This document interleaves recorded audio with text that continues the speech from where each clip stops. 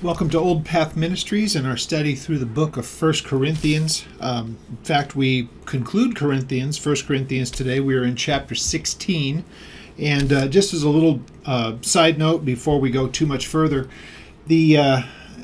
for people who may be unfamiliar with how we approach working through the New Testament, years ago, the first time through the New Testament at Cyprus, I kind of thought it would be better for the study to kind of mix up what we would call the synoptic gospels. So Matthew, Mark, and Luke, rather than doing them as they're laid out sequentially in the New Testament, was to break them up and go back and forth between the gospels and the major epistles and the book of Acts, so that we're not really reading the synoptics back to back to back and have such kind of a commonality in the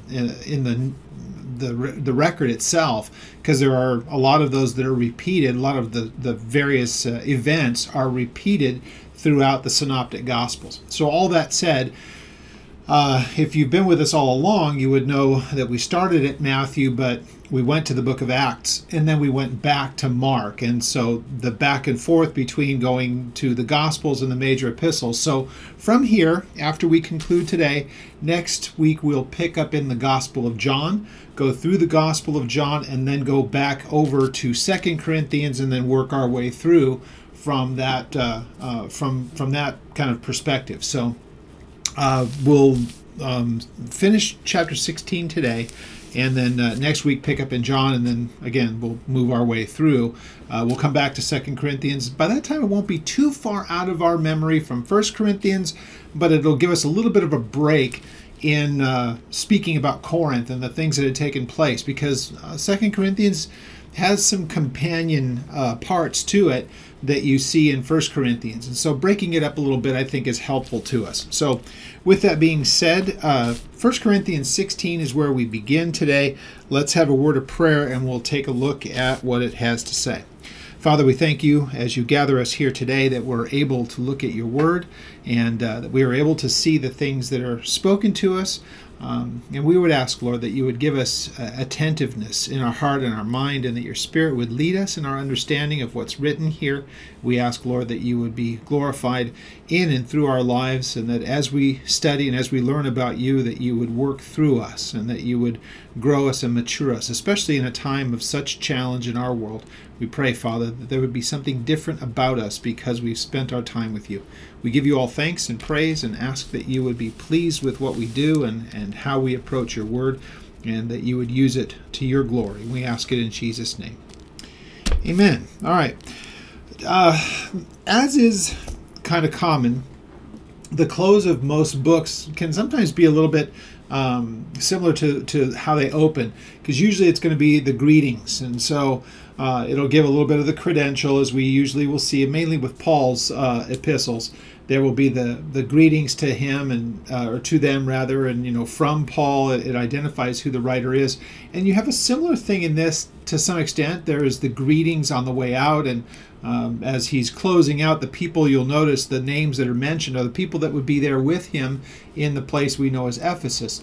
So I don't want to say that they're kind of throwaway verses, but it means that what we read means so much more to them, because it's this person greets you. And then there's sometimes even little things like we'll see when Paul talks about having the scrolls brought to him by Timothy, I think it was. But the idea that there are things that would be very personal between the writer and the readers. And we have a little bit of that in this, but we also have kind of involved in this some really interesting things, kind of intriguing to us. We don't know all of the history and the reasons why behind some of the things that are said here, but we also are kind of reminded when we see Paul and his hopefulness of these events, him coming there and Timothy and various things, the coming and going in and out of Corinth for a variety of reasons, helps you to realize that as much as we might think they had it all together and they knew everything that was going to be going on, there was a dependency that they had on the Lord for direction. And I think Paul kind of learned over his lifetime that he may have things figured out in his own mind and his own life, and yet come to find out that God had other plans for him. So there's a real interesting kind of a dynamic between these, what we might want to do, these things of what we might want to do versus what God wants us to do. Let's remember a few things here.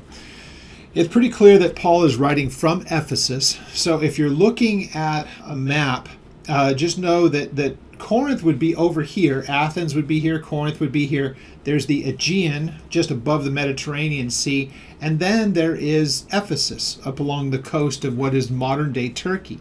So this letter needs to go back and forth, and remember, we know that there were letters written to Paul, maybe even some verbal things, but this was a writing to the church there at Corinth because of a number of problems that were going on, which he's addressed in these chapters. Now, he's not necessarily going to address any more problems necessarily. What he's going to be doing is, on the way out the door, as he writes this letter, he starts to talk about things in the future and what he would hope to take place. And the support of the church at Jerusalem was a big deal. We know that this is something that is spoken of in other writings of Paul. It seems like this idea of collecting for the church that would be under enormous persecution in Jerusalem was being supported by the Gentile churches in other parts of the world, and Paul kind of addresses that a little bit. I want to point out one other thing really important. This is after his initial trip to Corinth, which was in his second missionary journey. Kind of an interesting thing when you stop to think about it, because this is kind of well into that part of his ministry as he's writing back to them. He's had the first missionary journey. That's already taken place. So then he is already, you can read about this in the book of Acts, up around, some of the things mentioned here are up around chapter 18, give or take. You'll find those are the parts of the book of Acts that chronicle where he went and from place to place. But this is a part of the world that Paul never intended to go to. Let's be reminded of that, because his intention was always to stay more in Asia.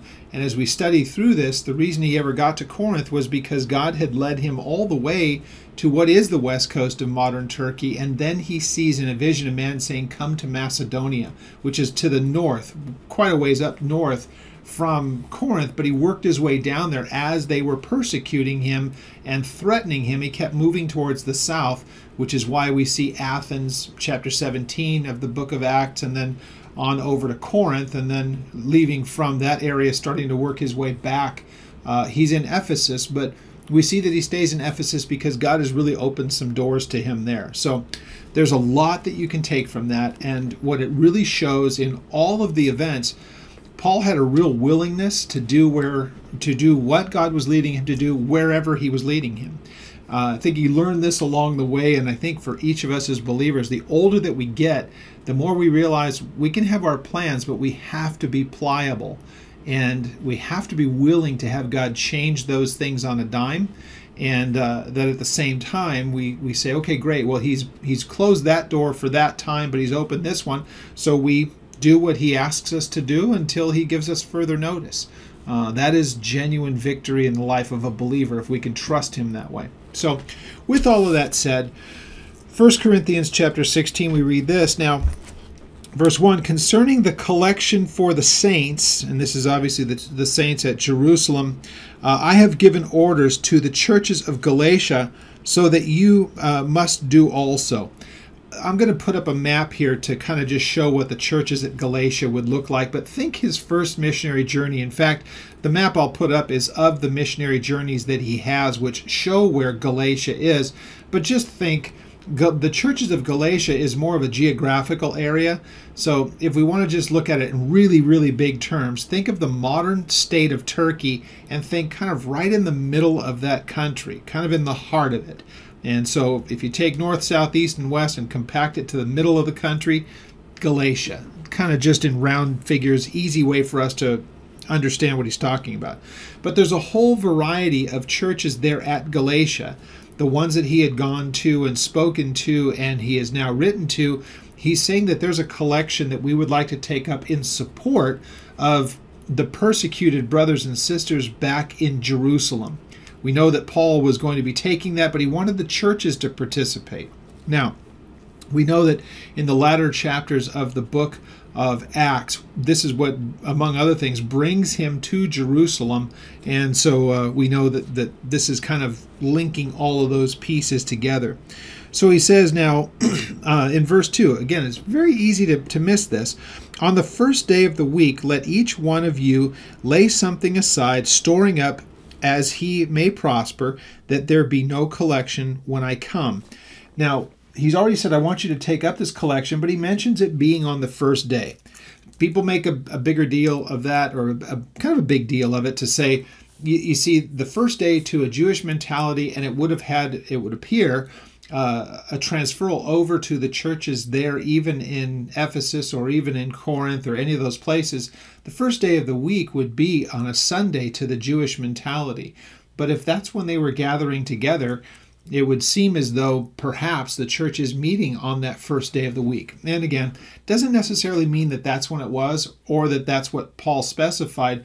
When things get back to their normal course, the first day of the week, this is when you're to do it. So it's not something that I'm going to, lose my mind over about, well, should we be meeting for church on Saturday or on Sunday? People love to argue over that stuff. Not interested. But as far as this idea of a collection, that becomes quite interesting. Now, notice also, in our world today, in the church, we hear the term tithe used all the time. Now, depending on what you mean by tithe, some people can mean in the literal sense it's a tenth part, a tithe, a tenth. It's an Old Testament understanding. It's an Old Testament mentality.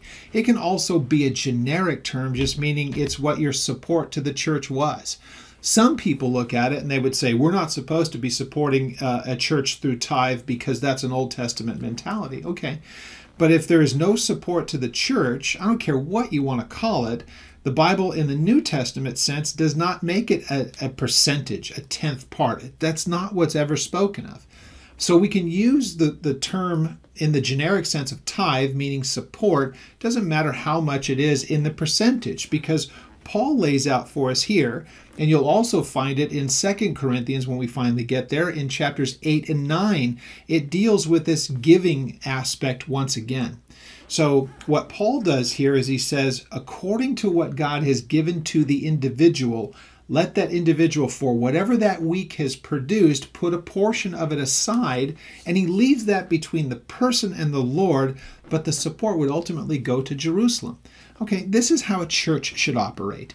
A church should be filled with the people who call it home, and those people, if they believe in what's happening at that church, let them support it based upon what God has provided for them. And let that be between they and the Lord, because honestly, I've been the senior pastor of a church that we're in Southern California at the time, and the idea of having a building and all of the resources that it takes to run a building, it was a good sized building. It took a lot of resources in order to just keep it up and running. And so the people that were part of that church believed in what we were doing. They still do. The church is functioning just fine. That church body of believers that is there, who loves what takes place there, they support that. It's their home church, and that's how it should be. If ever the church starts saying it needs to be this much, and they start to put pressure on the people for percentages and all the rest of that, by that time it has gone so far beyond what anything in the Bible would say. Frankly, a person ought to just genuinely leave that church. They have no business being in a church that merchandises them. I hope that you can see here where Paul does no such thing. He is saying that there is a great need in Jerusalem, at the church there. We know that from a couple of verses further down where it says about Jerusalem is mentioned in particular. But here's the bottom line to it. Every individual has a stake in the body of Jesus Christ, of the fellow believers. There is a real need taking place in the church at Jerusalem, and so Paul is asking that people would support it. Again, it would have such an incredible impact on what is basically people who had come to a saving knowledge of Jesus from the Jewish part of the world, and here the Gentile church would be able to come alongside and support them, would have such an incredible meaning to them. Paul knows it. Not looking to exploit anything, but wanting them to understand that we're all in this together. That's Paul's point to this. So he says to the people, come together at the first of the week. Each individual, as God has given you that week's provision, take a portion of it and put it aside so that we can take it. Now, notice what he also wants to do here, because there should be an accountability to it. So he says, I want all this to be done so it's not done while I'm there, because now he's starting to be concerned. He wants them to understand his concern is to not have there be a situation where people would look at it and say, Paul is skimming off the top, or now Paul's putting on the hard sail, and then they would somehow feel obligated once he got there. God doesn't need you going into debt to make some kind of an offering to a church. That's not it. Remember, it is what God has provided for you. So read verse 2 again. On the first day of the week, let each one of you lay something aside, storing up as he may prosper. That's a way of saying whatever God has given you on that week, of that God has provided, put a portion of it aside for the needs of the others. And when I come, whomever you approve by your letters, I will send to bear your gift to Jerusalem. So here Paul is saying, I'm not asking you to pick it all up and put it all in a pile and give it to me. I want it to be something that you pick from among yourselves, people that will accompany this with writing, which is the authority from the church at Corinth. Here is what we are giving. So it's a representative of Corinth and representatives, plural, along with a written letter from the church at Corinth saying, we, the church at Corinth, have sent these people to you, and please accept this gift to our brothers and sisters in need. That's the picture that's being illustrated here.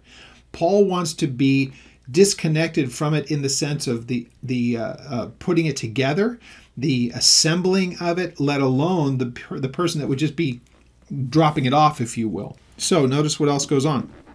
And when I come, whoever you approve by your letters, I will send to bear your gift to Jerusalem. But if it is fitting that I go also, they will go with me. So Paul says, if it's in conjunction with when I go, great, no problem. I'll go with them, but still it must be them with letters commending them to the church at Jerusalem with whatever your gift is.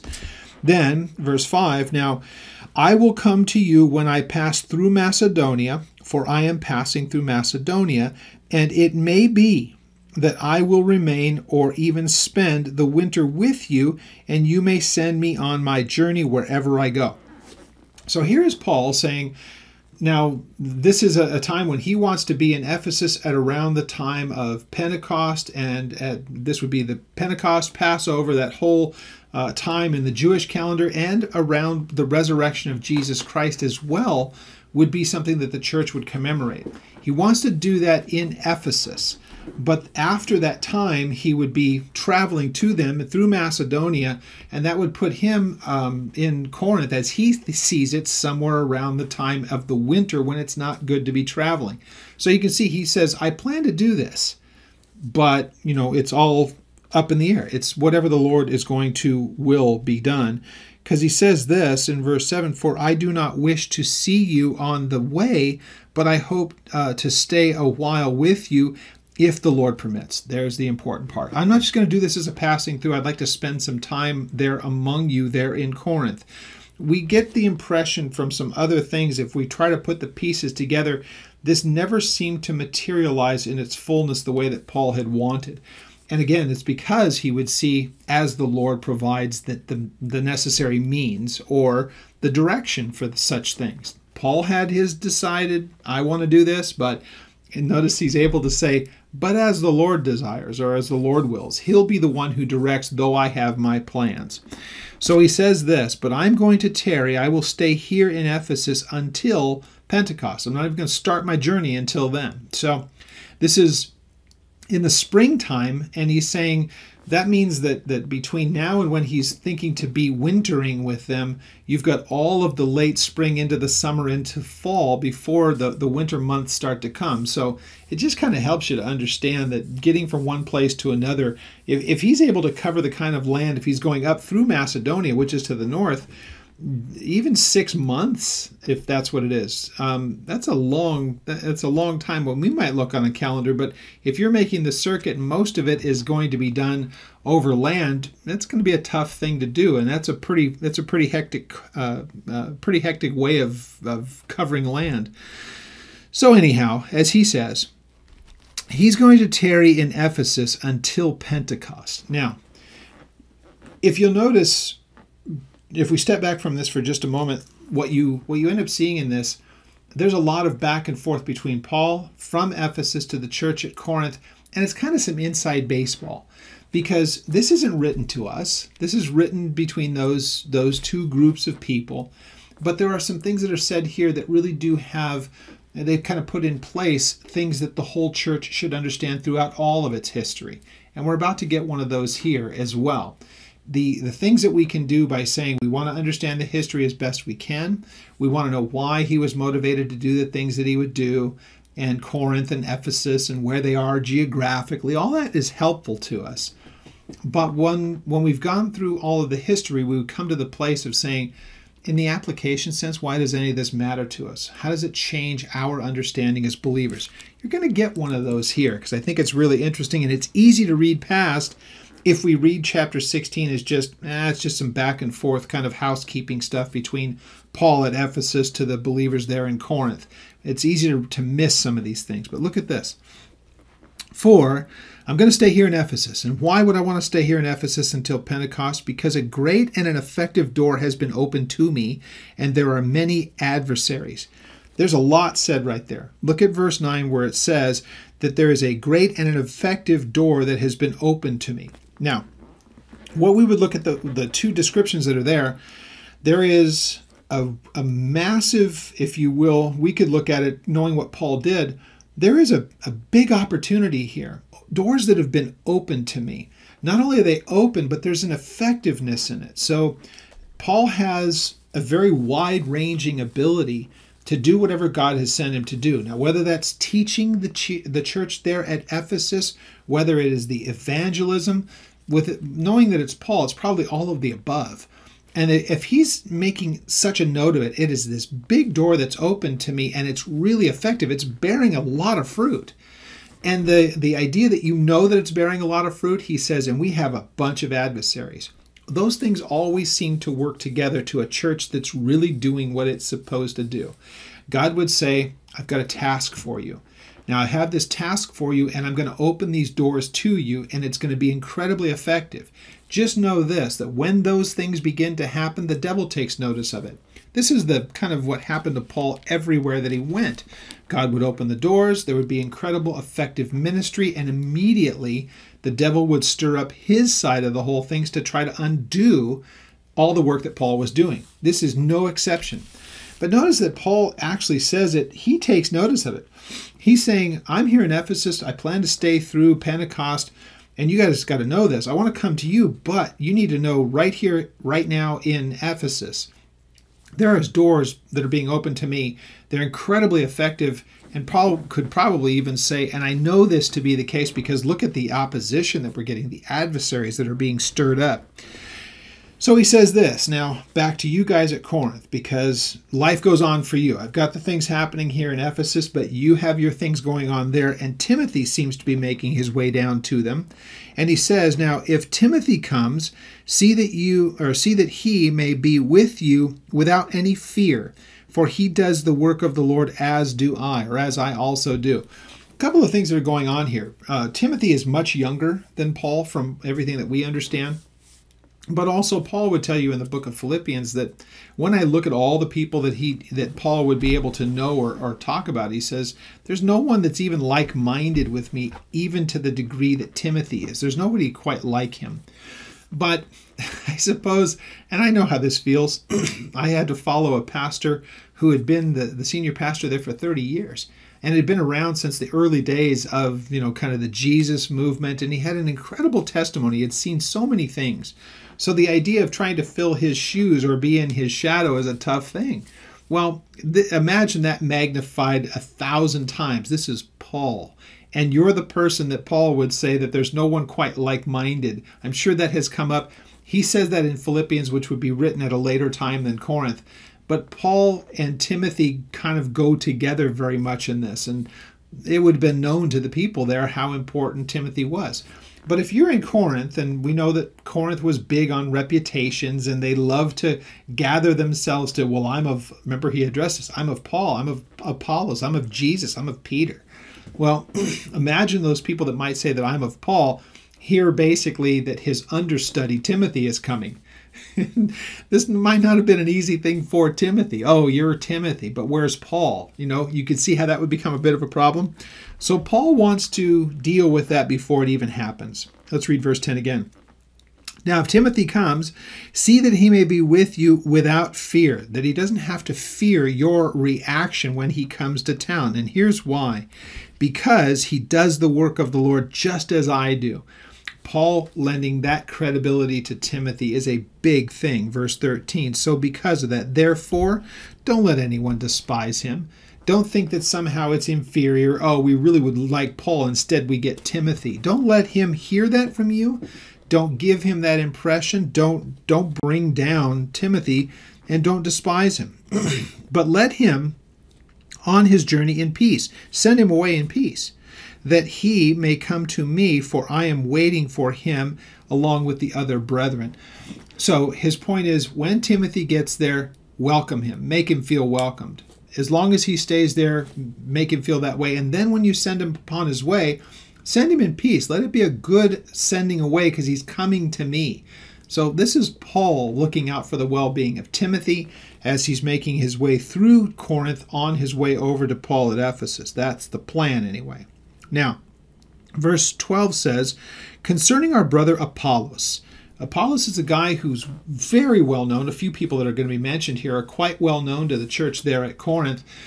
And Apollos is there in the area with Paul, but there has been a request given probably through the communication to Paul that they would like Apollos to come back.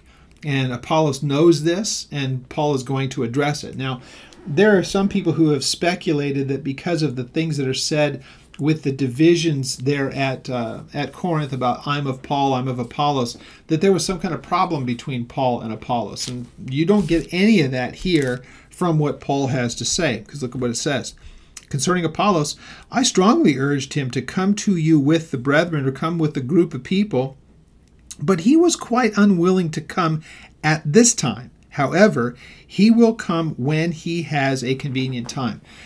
There is so much speculation what this is about and why, and what is it that made it an inconvenient time. Why would he be so strong in his opposition to coming to them? It's not because he was resisting Paul. Paul just said, look, I urged him. I told him, hey, go to him.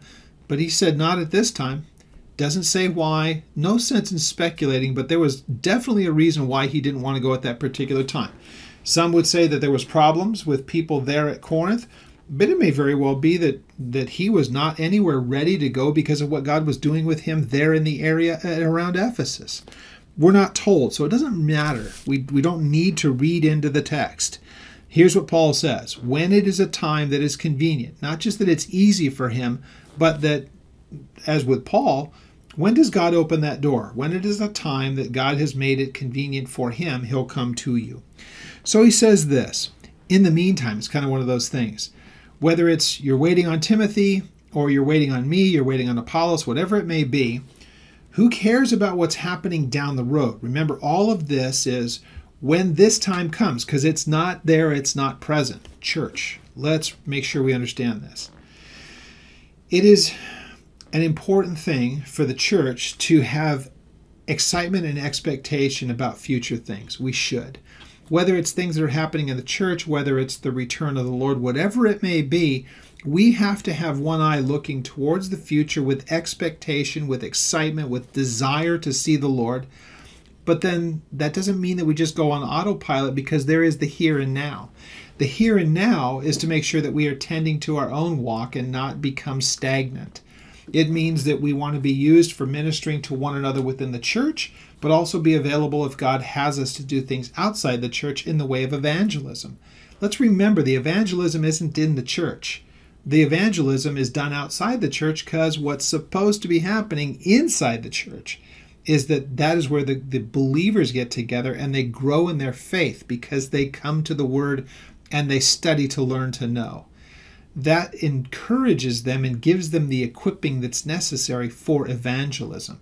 So, here and now, the church in the 21st century should be looking towards the return of the Lord. There should be an expectation that that's coming soon enough. There are the things that are coming in the future. We want to have an excitement for those things as well. But here and now, we want to be tending towards our own belief, our own understanding, our own personal walk, and our growth and our understanding of who Jesus is. Let that be something that rubs off on the brothers and sisters around you in the church, and that is the stirring up of love and good works that is mentioned in the 10th chapter, verse 26 of the book of Hebrews. That there should be that, or as Proverbs would tell us, the iron sharpening iron, the countenance, the presence of another brother or sister next to another brother or sister. And there should be that rubbing off on one another, not to dull, but to sharpen. So, with that all said, how is that best going to take place? It comes down to the conditioning of the actual believer and the preparedness for what God has called them to do. Verse 13 explains it. Watch. Stand fast in the faith. Be brave. Be strong. These 4 things that are mentioned is a vigilance that is there. Watching means that you're paying attention with vigilance. If the church doesn't realize that we are engaged day by day, moment by moment in a spiritual battle, then they're not watching. They don't understand the principles of our warfare. They don't understand what it is. Some people make it too much, make it bigger than it is. So that idea of spiritual warfare, and many of you have heard me say it before, when people will say to me, well, I'm experiencing a lot of spiritual warfare. Well, why is that a surprise? That's a war that rages 24/7, 365 days a year. It never ends. It is all day, every day, without exception. There is spiritual warfare no matter what. If there are things going on in your particular life at a particular time, it means that something is happening in your life that is drawing that attention. But the believer, the person that is fully engaged at all times, is experiencing some level of, quote, spiritual warfare on a day-to-day basis, and it never changes.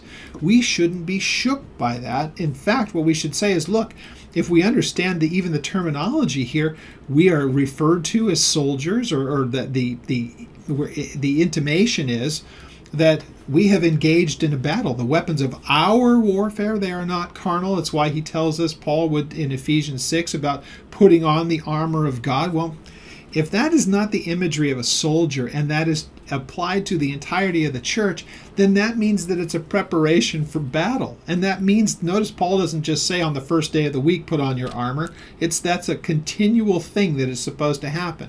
Well, always being ready for a battle or for warfare means that it never ends, and there needs to be a preparedness. Watching is the first of that preparedness. And then the standing fast means don't be moved. Standing fast, take your ground, take your position, be watchful. But this is that idea that if you plant your feet in the ground, you cannot be moved even when the onslaught comes. So therefore, if you've done this, if you're watchful, if you're standing fast, then be brave and be strong.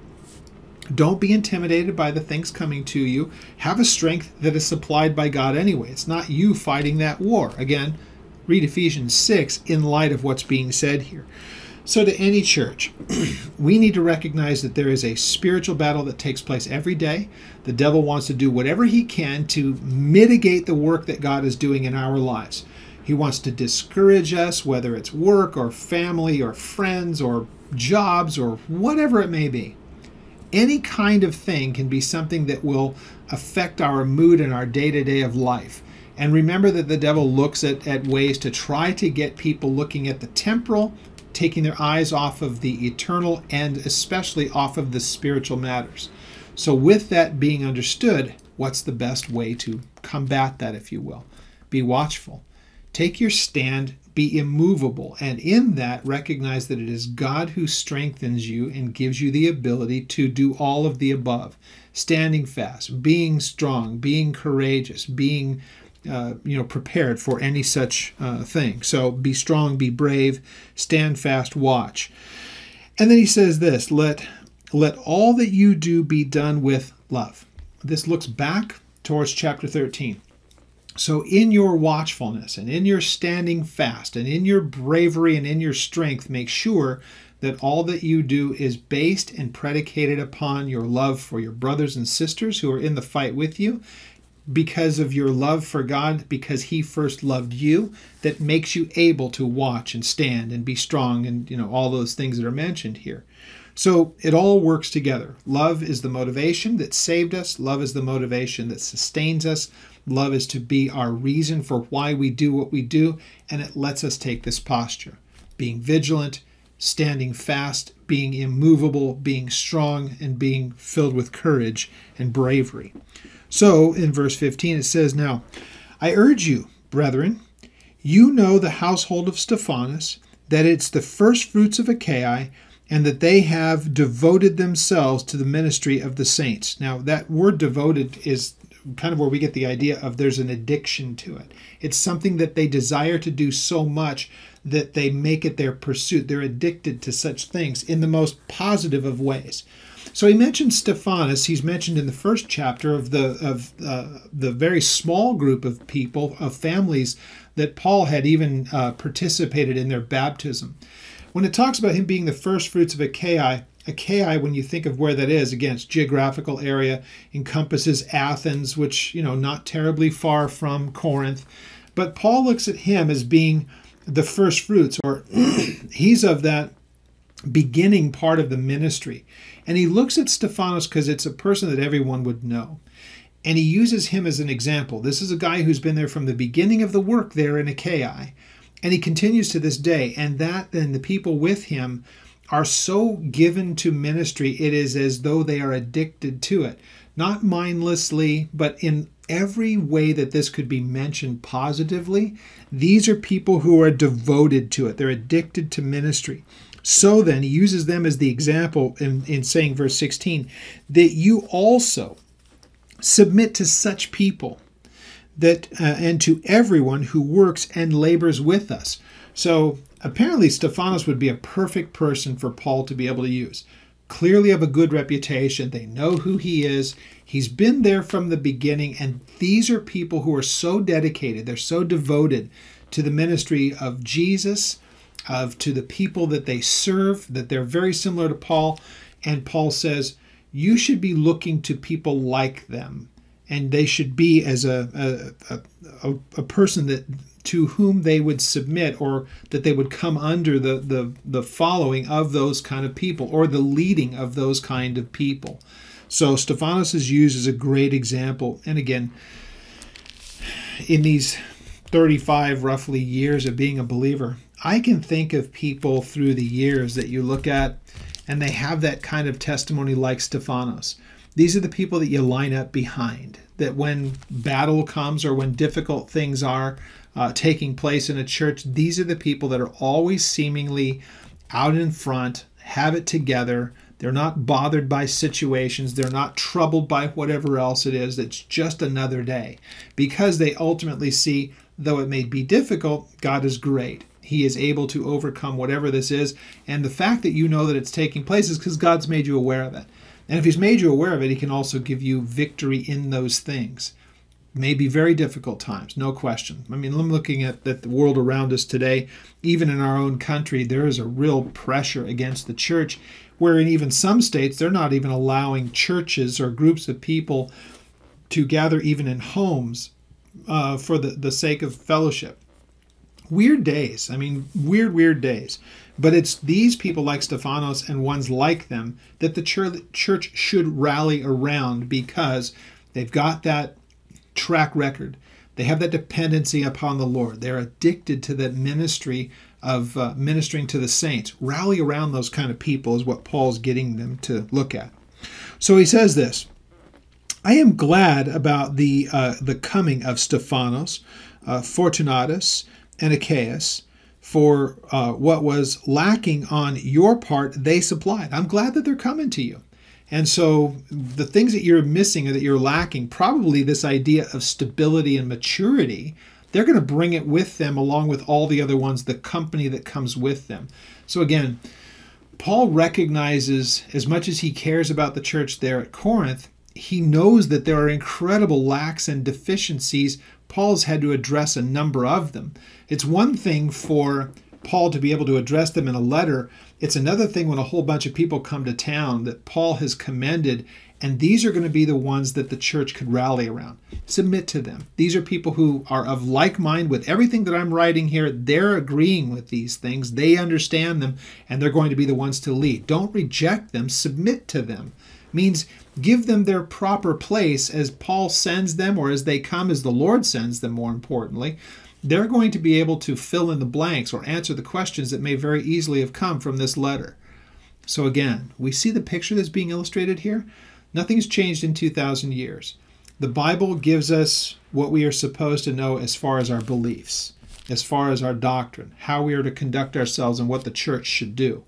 There are those people in the church that God raises up. These are the mature people. They're not swayed. They're not troubled by this, that, or the other thing. They are steadfast, and they are addicted to the ministry to the saints. Those are the people that the church should always look to. Not because they're cool, maybe not because of their oratory skills or any of those things. Strip all of that away. Look at their lives. What are they like? How can you look at them and see them as the mature type that are never troubled? These are the ones that Paul talks about and how the church should be. These are the ones at verse 13. These would be the ones, I guess you could say this way. They are always watching. They are always standing fast. They are always brave. They are always strong. Because notice this being, here's what I want you to be. Not just now, but going forward. That's the tense of the verb here. So be strong. Be strong now. Continue to be strong. I'm sending Stephanos and these other guys, and this is what they are. They are strong now. They will always be strong. They will always be watchful. They will always be firm. Okay, church, emulate such people. Be like them. So, in verse 18, for they refreshed my spirit and yours as well. Therefore, acknowledge such men. What a cool thing to say. And notice Paul, we always put him kind of at the pinnacle of what it looks like. Notice that he says, these are guys that refresh me. They make things new. It's like a nice glass of cold water. When these people are around, it has this refreshing ability or a refreshing kind of an effect on the people who are around, including Paul. Really, really important stuff. Again, these are people that we know them a little bit because their names can become familiar if we've studied through them, but we don't know anything about them. But can you imagine sitting down and having a conversation with them someday? Now, verse 19, the churches of Asia greet you. And so this is the kind of the ending of his letter. And so he's sending the greetings. Now, the churches that are where he is in Ephesus and the surrounding areas, it's kind of them, hey, they said hello. They greet you. They're glad to be with you and part of the body. And of course, Aquila and Priscilla, people that are known that they're from Corinth, but they're with Paul, and they send their greeting as well. They greet you heartily in the Lord with the church that is in their house. And so, this is where the churches were meeting. Here's an interesting thing, too.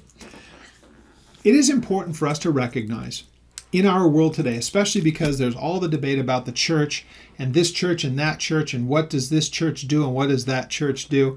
And a lot of people will choose their churches because of mainly, a lot of times, it's the outward stuff. They've got this program, they've got that program, the worship is great, the programs are, all these different things. They're all this stuff. Whatever. Hopefully the doctrine is solid and what's being taught, hopefully it's being taught over the pulpit and it's not just stuff that's done for the sake of entertainment or anything else. But if there's real substance that comes from the pulpit and they have all the peripheral things, praise the Lord. That's really, really cool. But it's really not like that in much of the rest of the world. Much of the rest of the world meets very much like the first century did. Why?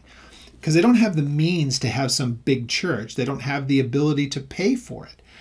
More importantly, it may very well be that there are so few believers or that there is such persecution that they can't meet openly. So where do those churches meet? They meet in homes, as it was at this time. Notice that there's a church that is operating out of the home of Priscilla and Aquila. Now, again, there's nothing evil about churches. But again, at the same time, we want to be reminded that the idea, especially of the big churches with the big budgets and the big lights and stage and all the rest of that, they are kind of a construct of the Western church. And isn't it an interesting thing now? Some of those very same churches are very, very concerned about their future because look what can happen when the winds of change begin to blow across a nation. when we start to have the things like COVID and all the rest, and people's livelihoods are being taken from them, and the support of those kind of churches could really start to dwindle. Think about that. Think about how that affects a church and its ability to keep the lights on. Yeah, so it could easily turn a church underground if persecution comes. Well, this is what they had. This was their lives. The church meeting in the home of Priscilla and Aquila at verse 19. Then in verse 20 we get this. All the brethren greet you. So then greet one another with a holy kiss. That's just kind of traditional, the idea of an embrace and kissing on the cheek. The salutation with my own hand of Paul. Paul writing this, basically the closing part of it, whatever it would be. We are led to understand that Paul had difficulty seeing things that he had done, and so the idea of actually sitting down and writing a letter would be difficult. We know that he would dictate many of the things that he would write, but in this case it would be his writing at the close of it so that it would have the understanding that it was genuinely he who has dictated it, written in somebody else's hand, but then he finishes off the letter so that they could recognize that it is him. Now, listen to what he says. It's a very interesting end, if you will, kind of a salutation. If anyone does not love the Lord Jesus Christ, then let that person be accursed. The word anathema, that means turned over or appointed for the sake of destruction. So why would a person then be put to the place of destruction? They don't have a love for the person who has given himself as a ransom for them. He loved them. John tells us that we love him in the 4th chapter of 1 John. It tells us that we love him because he first loved us. We know that, and it's easier for us to understand. They were there at his time. It is easy for us in the 21st century to say, well, clearly he loved us first because he died before we were ever born. So he took the price of sin on behalf of anyone who would ever come to him. So we love him because he has first loved us. So a very similar thing here. For the person who does not reciprocate or does not love the Lord because of his love for them, that person is given over and appointed to destruction. Now, look at what he says at the other, right after that. O Lord, come. In the Aramaic, Maranatha. May the Lord return. What a contrast, because both of those things are looking forward to a different time. As Paul ends this, he says, now, if there are people who don't love the Lord at a future time, they are going to be appointed to destruction. And it's not like the destruction as the cults believe, that it's just the annihilation or just the ceasing to exist. It is that there is an eternity of torment for their rejection. But to those who do love him, it is Maranatha, O Lord, come. Now, verse 23, the grace of the Lord Jesus Christ be with you.